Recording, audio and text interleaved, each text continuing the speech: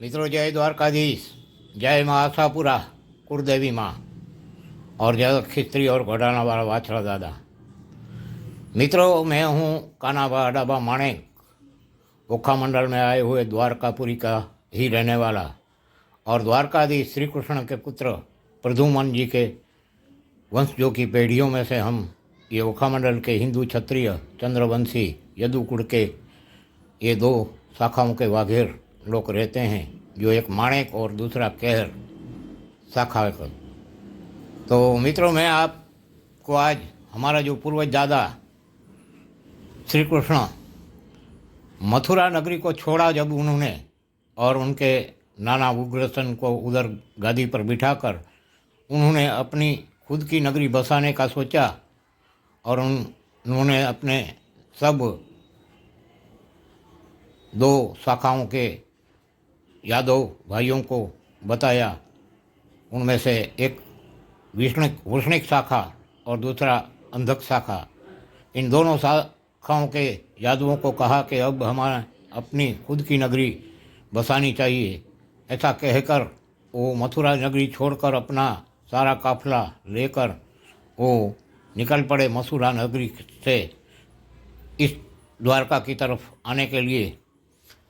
तभी ये द्वारका जो है, ये ओखामंडल का टापू है, उनको चारों तरफ समुद्र था और यहाँ से दक्षिण दिशा में द्वारका आज का जो धाम है, उनकी दक्षिण दिशा में कम से कम 20-22 किलोमीटर पर एक छोटा सा गांव है ओखामठी नाम का, जहाँ नमक का अगर भी है।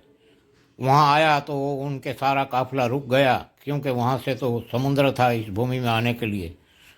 तो फिर उन्होंने समुद्र नारायण से कहा कि आप हमें उन टापू में जाने के लिए रास्ता दो। तो एक रेती की पार निकली और उन पारी ऊपर से उनके बैल रथ गाड़े और सब भी ये ओखामंडल की भूमि में जब दाखिल हुए तो वहाँ से पत्थर थे। जहाँ से वो लोग ये ओखामंडल की भूमि में दाखिल हुए थे, वहाँ से पत्थर चालू हो जाते थे। तो उन पत्थरों में आज भी उनके समय के रथ गाड़े के आज भी पहियों के निशान और वो रास्ता आज भी मौजूद है उनके समय से। और समुद्र से किनारे किनारे तक से ऐसे ही वो जहाँ से पत्थर पर उनके बैलगाड़े आए और उन पत्थरों पर चलने लगे, चलते चलते ये गोमती मैया के किनारे तक आए थे। वहाँ तक आज भी वो रास्ता मौजूद है। आपने कभी सोचा भी नहीं होगा कि इस रास्ते से द्वारकाधीश ये अपनी द्वारामती नगरी बसाने के लिए आए थे। तो मैं आपको वो रास्ते का दर्शन करवाता हूँ। ये हकीकत है और ये प्रूफ है वो रास्ता। क्यों कि उन समय कोई और रास्ता नहीं था इस भूमि में आने के लिए। तो यही रास्ते से सारे लोग आते जाते थे और बैलगाड़े और सब रथ जो भी थे उनके, वो इसी रास्ते से चलते थे। इनके वजह से ये रास्ते में जो भी पत्थर हैं उनमें 5-5, 6-6 इंच तक उनके पहियों के निशान अंदर तक पत्थर को काट कर बैठ गए हैं, वो दिखाई देते हैं।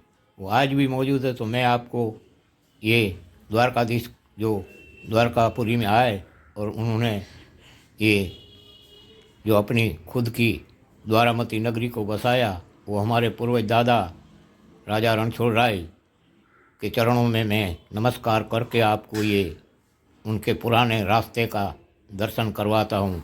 आपको कोई नहीं ये दर्शन करवाएगा, लेकिन हम तो उनके ही वंशज हैं। हम तो सारे उनके ही ओखामंडल के हिंदू क्षत्रिय वागेर में माणेक और केर दोनों भी शाखाओं के वंशज, उनके पुत्र प्रद्युम्न जी और उनके पुत्र अनिरुद्ध जी और उनके पुत्र वज्रनाभ जी और वज्रनाभ के पुत्र बाहु के पुत्र सुबाहु। ये हमारी ऐसी पीढ़ी तो हमारी मिस्र में हुई थी।